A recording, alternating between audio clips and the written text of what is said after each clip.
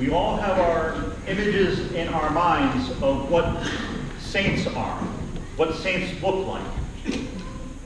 And many of us think that the clouds spread apart and a white glow comes and a man or a woman is standing there with a big halo and white smoke coming from behind, and that is a saint. And of course the angels singing, like the choir. Other people will look at the scriptures and look at a person like the Apostle Paul, having that great conversion and risking his life going to all parts of the earth, spreading the gospel of Christ, St. Paul.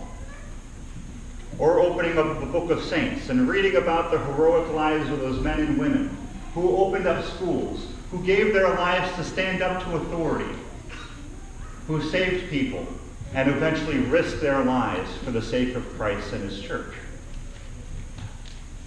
But then we can look for the modern day. Who are the saints here among us?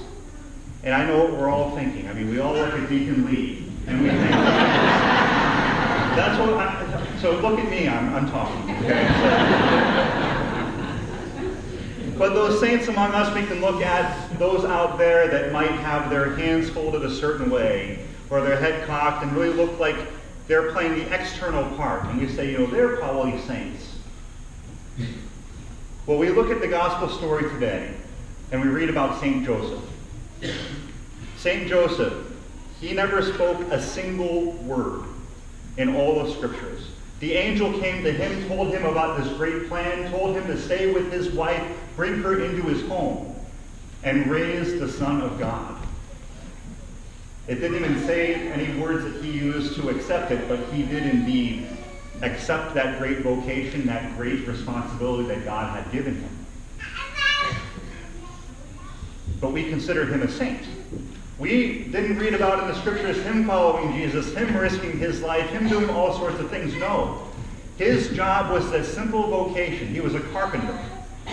And he was the human father for Jesus Christ. And when Jesus was raised as a little boy, it was up to him and Mary to form Jesus and have him understand what love is.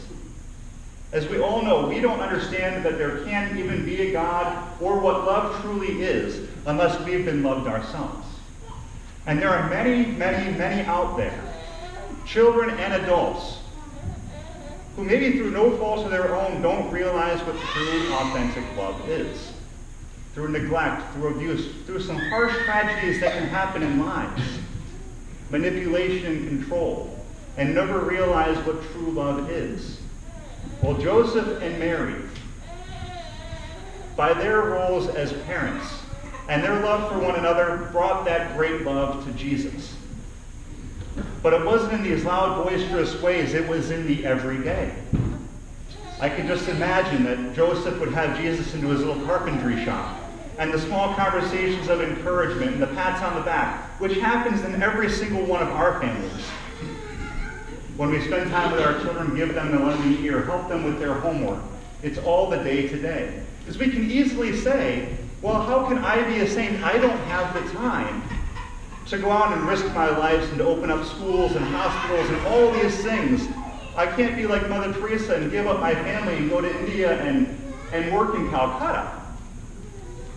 God called you to the vocation exactly where you are and exactly where I am. And it's in the day-to-day of how we express love, how we form others in love by our simple acts and by our simple words is what this is all about. And we are all striving in that way to become the saints that we were called to be. So we look at that great example of St. Joseph today and realize that sainthood is not far-fetched. He gives us a perfect example of how to become a saint is quiet and can be very gentle. And it's all about forming in love. So as we enter into this fourth Sunday of Advent, we realize that what we do each and every day does indeed matter. The relationships we form with our kids, the bond that we have with our spouse, does indeed matter. The extra effort that we put into welcoming the stranger into our midst, we might think it's small, to put a smile on somebody's face, but it does indeed matter.